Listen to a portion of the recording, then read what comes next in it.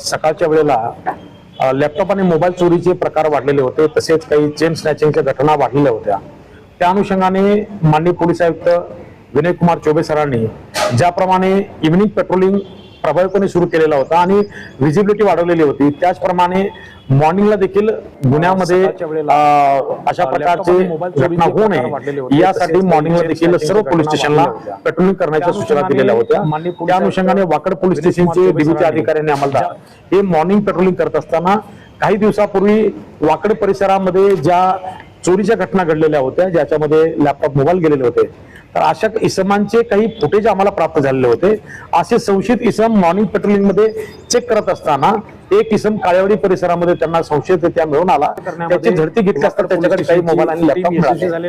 हे मिळाल्याच्या नंतर संबंधित इसम हा तमिळ लँग्वेज बोलत असल्यामुळे संबंधित इसमाकडे पुढे अधिक चौकशी करून आणि आमच्याकडे एक अंमलदार ज्यांना ही भाषा येत होती त्याच्या मार्फतीने चौकशी केली असता इतरही काही इसम हे मुशी परिसरामध्ये राहत असून त्यांनी संपूर्ण पिंपरी चिंचवड आयतलामध्ये वेगवेगळ्या भागामध्ये चोरी केल्या असल्याचं आम्हाला निष्पन्न झालं।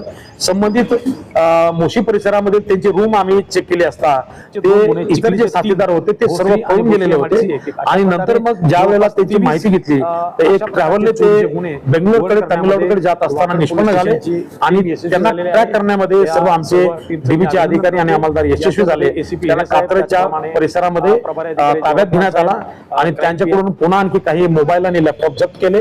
उरलेले मोबाईल लॅपटॉप त्यांनी तामिळनाडूमध्ये पुढे पाठवलेले होते, तामिळनाडूला टीम पाठवून ते देखील मोबाईल आणि लॅपटॉप जप्त करण्यात आलेले आहेत।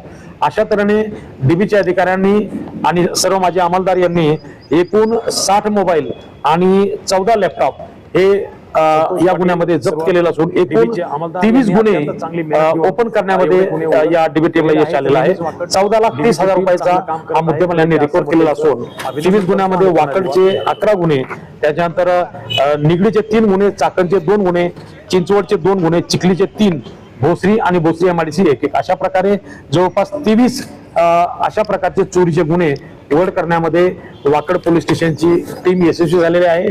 या सर्व टीमचं मी अभिनंदन करतो।